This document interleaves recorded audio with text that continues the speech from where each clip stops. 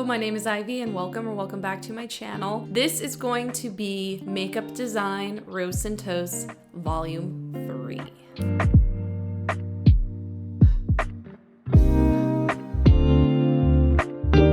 That's right, we are on volume 3 already. So for those of you that are unfamiliar, Makeup Design Roast and Toast is a little mini series in which I delve deep into the actual packaging, branding, and design of the beauty products that are within our lives. I know that we have so much content on YouTube and all the other platforms that talks about the makeup itself, which is all good, great, grand, and wonderful. But there's not actually a ton of people talking about the design of these products, these beauty products that sit within our lives. And as a professional designer and art director, I felt like this pull on my heart to be one of the people that talks to you a little bit more specifically about that side of things, because I do think that it's really important. Hopefully when we talk about them in this series, you'll get to have a better sense of like why they matter, why they're important, or why you maybe want to think about them before you make a purchase. I use a random number generator to help me select what brands we talk about in each video. So I try to talk about 6 brands in each video. I don't choose them, the gods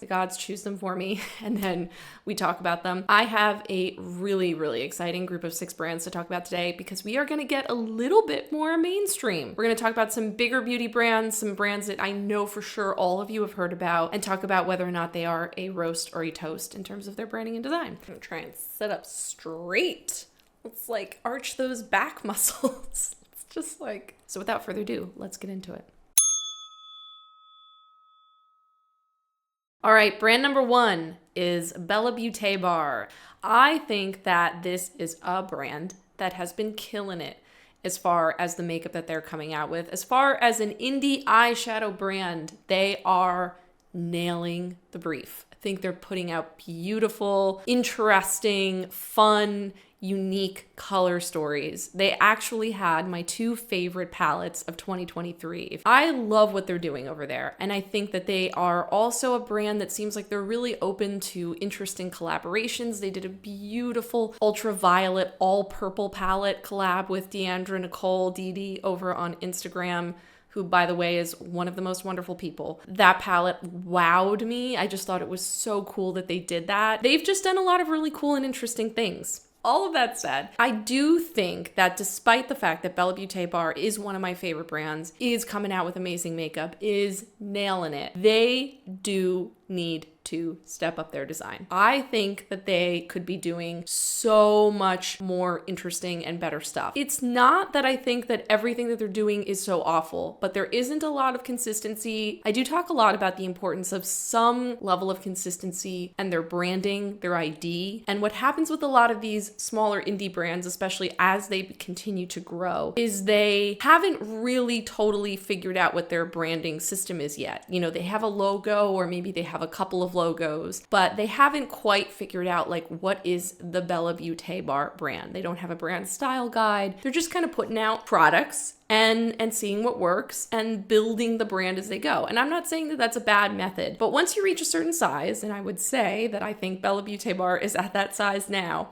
where you have a big enough audience, you owe it to them to start to kind of figure out what Bellebeaute Bar is offering and bringing to the table as a brand that is unique from anyone else. I actually happen to have a number of their palettes in my collection, so I'm just going to quickly flash them in front of you guys just so you can see the range. First of all, I have Basic Witch. Basic Witch is actually probably one of my favorite palettes from the brand, and I think design-wise, this is one of their stronger options. Despite being very type-heavy, obviously, the fact that they did this really unique typeface for Basic Witch, they have that beautiful holographic pink type, they have the embossed logo. There's some really nice qualities here to this palette that I think are well done for the brand, considering that, you know, they have a wide range of what they've been showing. Then we have recently de-influenced. This I lovingly call the Megan Fox palette. You cannot convince me that's not supposed to be Megan Fox. You can see there's a totally different style and vibe and feeling here to this palette than there is to Basic Witch. I'm not opposed to the use of the hand-drawn art. I'm assuming and hoping that they worked with an artist to do it, but it does feel like a little bit of a lack of thought around the negative space, around how it actually works as a palette cover cover. I feel like this was designed and then just kind of like cobbled together with the type and the background. So it feels a little haphazard, not my favorite cover from the brand. As you can see, it's also hard to see on this one the brand name or presence actually on the cover. Then you have the Sun and the Sea palette. I cannot confirm or deny if this is using AI art or stock imagery. I'm really not sure, but as you can see, it's a sort of like photorealistic image of this mermaid lady. I'm not saying that I'm totally hating on it. Their logo is very large on this one. The type is embossed in gold. Like there are some kind of interesting things about it, but it's not consistent with the rest of the design. It feels a little bit cobbled together. While it's an interesting image, it doesn't totally feel like it fits with any of the other things that I've seen the brand do. Okay, then you have the Ellie Star and Brittany Huffman collab, the Best Mattes palette. Obviously, it's a much bigger palette. It has the typeface here that contrasts with this sort of like big blocky typeface. It has a holographic rainbow over it. I love this palette as a concept. I think that the Best Mattes palette is a totally like amazing steal of a palette for as much as you get in it. It's fully magnetic. It's awesome. But as far as the design goes, I love the palette and I'm not bashing on the palette itself, which I think is amazing, but the design leaves much to be desired. I am very sorry. It's not good. It's not good, guys. You have these stars and rainbows. It just feels very juvenile, and it feels like there's so many things that they could have done to make this feel a bit more elevated. And I know that it's fun to put holographic rainbows on things, but like we can't just fall back on that to save a bad design. Anyway, and then lastly, we have Pastel Garden, which I think is going to be a little hard to pick up on camera because it's going to flash. It is this short, sort of shiny, faux, almost fabric typey feel to it. It has that scripty typeface that says Pastel Garden and then their big logo on it. I wouldn't say that this is like the worst example of what they're doing generally, but what I just showed you is a really wide range of design styles. Some of them that feature the logo really prominently, some that do it less so, some that rely more heavily on art, some that rely entirely on type. And then if you look at their newer palettes, you'll see there's still quite a range as far as what they're doing even now with design. You know, there are some scripty typefaces that I think could be better. Sure. I really just love the brand so much and I love what they're doing, and I can see in my mind's eye what they're trying to do. I think they do have strong vision. I think they have great artistic sense.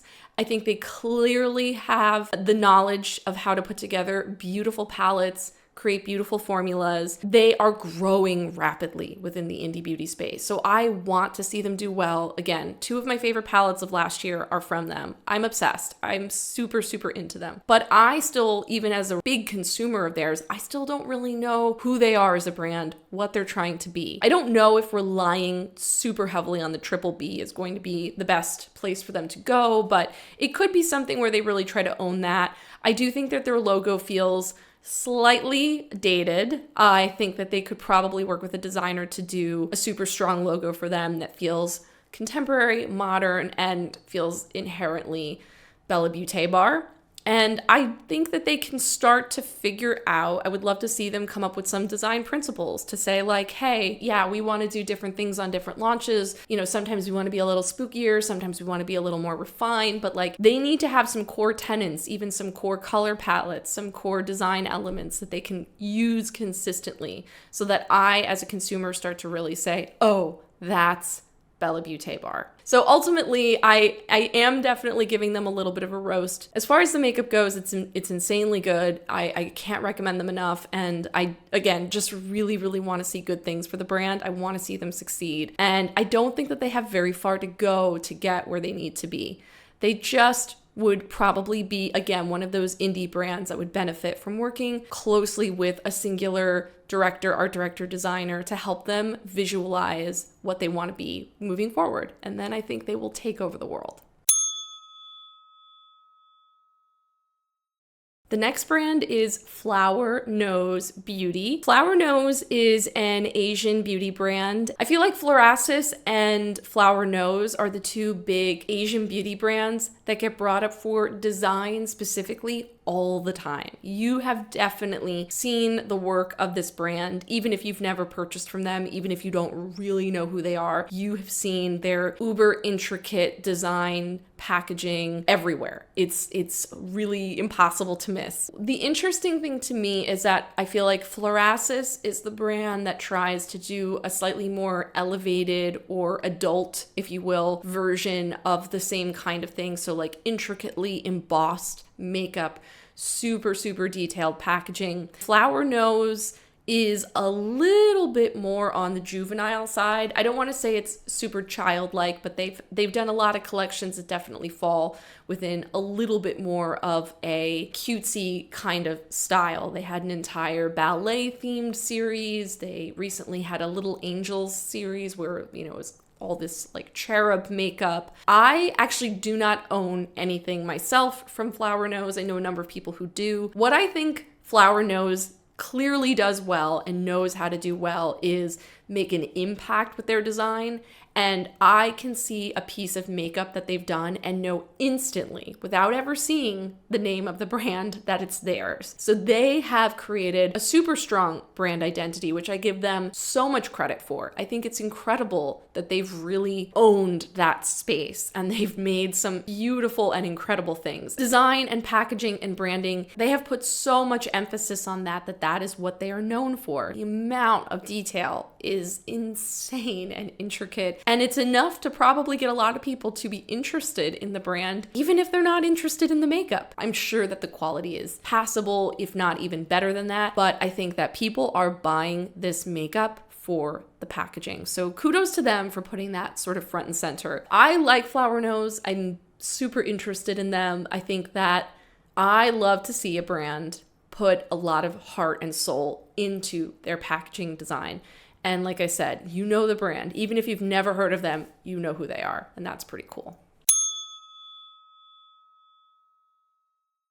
Okay, so I did tease that in this one we were going to get into a few more mainstream brands, and here we go. So the next brand that came up is Huda Beauty. Huda Beauty is very interesting because I recently just found out by way of a video from Huda, the founder, she had apparently for a time relinquished control of the company or relinquished her CEO title and has now retaken on that role of leading the company and being back in the CEO driver's seat, and is in fact going through a rebrand with Huda Beauty. So certain things like the Glowish line are apparently going to be going away, and any new products that you see, I think some of them were in development before, so they're not all going to match up to the brand's like new aesthetic.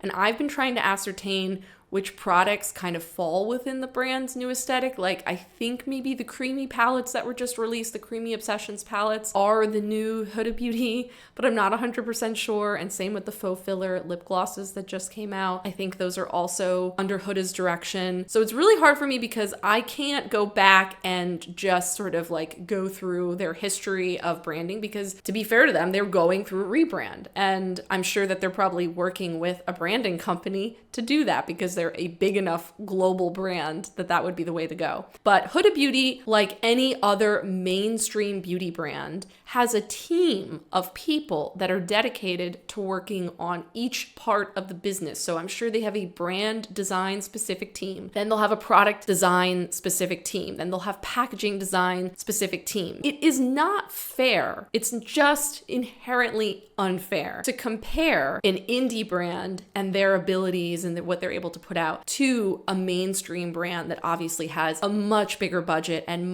many more resources at their disposal. That means I judge mainstream beauty brands much more harshly than I often judge indie brands, because I know what goes on behind the scenes. I know how many people they have running the show, and I know that there's really no reason for something ugly to be out there. And so if something ugly is out there, that means many people approved it, put their stamp on it, and said, good to go, it's fine. I historically, personally, I'm not a huge fan of the Huda Beauty branding and imagery. I really did not like the pretty grunge palette cover. I thought it was very boring and very like lackluster, and it just felt like there were so many things they could have done with that. They're doing very basic kind of design on sometimes very, very pretty nice components, or sometimes that's the other thing is I think there's a little bit of inconsistency in their components. I can't tell if they're trying to be an elevated version of like, you know, smoky, beautiful makeup, if they're trying to own color, if they're trying to be the brand for neutrals, you know, like I don't really know what their POV is because they've come out with so many different kinds of things. They're just trying to hit so many different markets. I do think it's great, hopefully, that Huda is taking the reins back and maybe trying to hone in on who they are and what they're trying to bring to the table, because I personally have no idea who Huda Beauty is other than it was founded by Huda. Huda. Maybe we'll revisit them after their full rebrand is sort of announced and visualized and everything. But I think that the faux filler design and the Creamy Obsessions designs are interesting because they're definitely showing slightly more playful use of type. So I definitely think those are falling into the new camp, but I need to see more in order to have a fuller picture of them. I want to see them put their money where their mouth is, and I really want to see them show me what it is that their vision is for the brand. So I'm gonna give Huda her time to put it together and then show me, and then give them a real assessment of their new brand. I'm not even sure where to start and how to talk about this next one because it is so large and so comprehensive and covers so much ground. Like, where do we start? But the next brand is Colourpop. There's no way you've never heard of Colourpop. Everybody watching this has heard of Colourpop. They are the fast fashion brand of makeup. They are the brand that is constantly putting out new releases. Although I will say they've definitely slowed down in their releases, because I feel like it went from me literally seeing them put out something new pretty much every week and seeing Angelica Nyquist and all these people that get PR from Colourpop put out like multiple videos in a week of like new reviews and of releases. Now it's fully slowed down. It seems like they've maybe caught on to the fact that putting out as much as they were putting out was almost devaluing their brand a little bit. So I don't know if I'm reading between the lines too much, but for sure slow down their release schedule. But aside from that, they still put out a lot of makeup, and their target demo, because of their price, is definitely the ingenue, the first person coming to the table as far as makeup goes. Not the more experienced person who's looking for like more unique and better formulas, but the person who's trying to do and try as much as they can in the world of neutrals and colors and brights and vibrance and muted colors and pencils and pens and glosses and lip glosses, who wants to like try it all at a very affordable or more affordable price point. And they've really delivered on that. And they are also, I would call them kind of like the king of IP brand collabs. I mean, Glamlight might be coming for that title because they've certainly been doing a lot of that. That's sort of their thing now. But Colourpop for sure has more IP collabs than like any other brand that I know about. You know, from Sailor Moon, they just did Twilight, they've done Naruto, they've done, I mean, the list is endless. They've done so many collabs. Their design across the board, whilst a little juvenile in some cases, and in some cases appropriately so, is not bad. It's not bad. There's a lot of people working for them. There's a lot of people putting thought into the designs. It's clearly being professionally run. You know, I can clock certain things, of course, but I am not going to roast Colourpop for branding and design because they are consistent. I think that they have enough of a sense of who they are as a brand and what they're offering. That comes through in every release, no matter what the release is, because all of their palettes pretty much are magnetic palettes. You have people that are just buying them so that they can have the packaging and the designs and then use them for their own color stories, which, like, right on. Like, they are doing that part correctly. I think that they are ruthlessly efficient.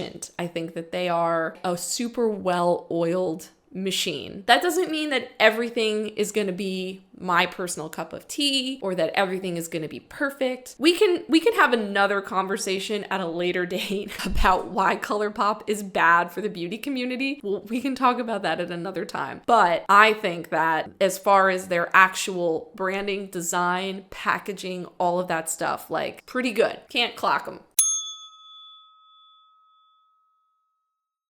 The next brand, I don't know if I would qualify it as an indie brand or a mainstream brand. I feel like it is definitely somewhere in between. It's Trixie Cosmetics. I know many of you are lovers of the drag queen Trixie Mattel. I am a lover of the drag queen Trixie Mattel. I love Trixie. I've always loved Trixie. But if you ask me if I love Trixie Mattel's makeup, my answer is a little bit different. I have a pretty old blush palette from them. Actually, let me pull it out. Hold up. I have this super cute Mod About You blush trio palette, and it's super cute inside. It has the Trixie logo on all the pans, which are heart-shaped. That is a pretty consistent branding element. It's cute. Obviously, like, the design and the packaging is very fun. That fits with the mod theme. It's cutesy. It's definitely mainstream makeup that I don't think a lot of drag queens would actually use. So it's not drag makeup, but it's marketed in a way where it's like all about over the top, a little bit of excessiveness, very bright, very like playful design. But the makeup itself is a little bit, I mean, generally more mainstream kind of makeup, except for the fact that the color palettes are often very bright and vibrant. My biggest issue with the Trixie line is that I wish it didn't end up feeling like all of it was super cheap, because the actual price point isn't that cheap. It's not like it's cheap makeup. It's pretty pricey for what it is, but often it just looks and feels cheap to me. It would be so cool if like Trixie was the one putting out products like Huda Beauty. Like if you swapped founders, and if Trixie was putting out like the big dick lipsticks, I'd be like I probably would be all about it. I don't know, where I really want to support Trixie and I want to love the makeup line, but everything just ends up looking really cheap to me. I just want to see it doing kitsch at a little bit more of an elevated level. I would love to see Trixie's take on kitschy luxe. It's not a roast. I actually think they're doing a lot of things right. I do think that they do have some really cute, consistent branding. And I definitely get who Trixie Mattel is and what the aesthetic is. But my own personal plea is that I would like to see them just like do something a little bit more, the kitschy take on luxury. All right, and the last brand we are going to talk about is another mainstream beauty brand that I know you all have heard of, and that is Selena Gomez's brand, Rare Beauty. Rare Beauty, I do have a few products from them. So I actually don't have too many things from Rare Beauty at the moment. I've had certain things in the past that I finished up, like I had a concealer from them. These are those like super pigmented liquid blushes that I'm sure a lot of you have heard of. I have the shades Joy and Happy. As you can see, they're in these frosted, I don't know if they're glass, but you know, I think they kind of feel like glass components. They have these faux gold tops that have these little tops on the top that make them easy to open. And I have heard the packaging was designed with dexterity in mind, but I've actually never seen the brand confirm that. It seems like it would totally be in line with the brand's mission, but I don't know how much that's carried through the entire line or how intentional that was. But regardless, I mean, these are very kind of like nice components. I remember they came out with these eyeshadow palettes that also followed this kind of cool design with the pans, where it was like a big circle and then the pans kind of flared out into little half moons around them. I've seen them come out with a lot of, you know, that like frosted glass packaging, and all using their very simple, I think is this Futura? It's probably not Futura, but like Futura-esque font, you know, Rare Beauty, gold everywhere. Their branding is consistent and their ideas of elegant everyday makeup is consistent. It's very elegant, chic, everyday, approachable makeup, although these are very like, I wouldn't say these are super user-friendly. They're super beautiful and they're like really fun, but they're like really pigmented, so they're not the most user-friendly, but I think the idea is that most of the makeup is really user-friendly and like easy to wrap your head around. All that said, I find the branding pretty boring. It's not particularly memorable. And a great comparison for me is Merit, which I joke that I love to make fun of Merit. And I do love to like razz on them sometimes, but there's a lot of things that that brand does correctly. And there's a lot about the way that they've gone through designing their packaging that is memorable and unique. I know what their lipstick packaging looks like, and if you ask me what a Rare Beauty lipstick looks like, I could not tell you. I could not tell you. I do like remember the shape of these caps, and these are somewhat memorable, but a lot of the rest of it just sort of like falls to the back of my brain. There's nothing inherently wrong with it. It's very minimalist, classy, mainstream makeup, and I'm not clocking them for that at all. I just think it's a little boring. And there's something about Rare Beauty that has always felt a little bit sleepy and a little bit boring. It's fine. Is it gonna get me to go out and buy it? Probably not. Might I get sucked in to a product when I get a sample that I think is really good? Much more likely. I'm certainly not roasting them. I think they're doing all the things that they would, you know, that a big beauty brand with a big budget would do, which is have consistent branding, have decent packaging, have, you know, really decent lineup of products, but I just am pretty bored by them. I think the most unique or interesting design that I've seen them do was those eyeshadow palettes, which whilst I personally wasn't interested in, at least I kind of remembered it and I was like, oh, that's like a Rare Beauty thing. And then I saw another brand copy and I was like, oh, they're copying Rare Beauty. So, you know, they definitely cornered the market in my opinion on that. But the rest of it I just find kind of sleepy. I would love to know what you think of Rare Beauty. Do you think that they're interesting and fun and beautiful, or do you find them kind of sleepy and boring? Okay, I think I sped through that one. I have no idea how long I've been talking, but I think I got through that one okay. I hope so. It was an interesting roundup this time. Obviously, we did a lot more talking about mainstream beauty than I ever have in the first 2 videos of this series, so I would love to hear your thoughts about some of these brands that we discussed today because they run the gamut. Like Colourpop, I barely know where to start. Like they've just done so much. I really hope that this series is interesting for you guys and helpful. I feel like for me, it's sort of me finding a little bit of my own voice on YouTube because there's so much content on here that is all same. And while I love doing makeup application videos and get ready with me's and all the things that I will continue to do, this is starting to feel a little bit more like a slightly more ownable space for me, things that I can talk about, that I can bring you information about, that I have knowledge on and history with that others may not. I love to talk about this stuff, so it's really fun for me. So I'll keep making these videos as long as you keep watching them. Thank you so much for watching this. I hope you enjoyed it. If you could, please give it a like before you leave it. It really helps, and definitely subscribe if you haven't already so that you can hang out with me in future content. I cannot wait to see you in the next one, and I do hope you have a wonderful rest of your day, and I can't wait to talk to you soon. Bye!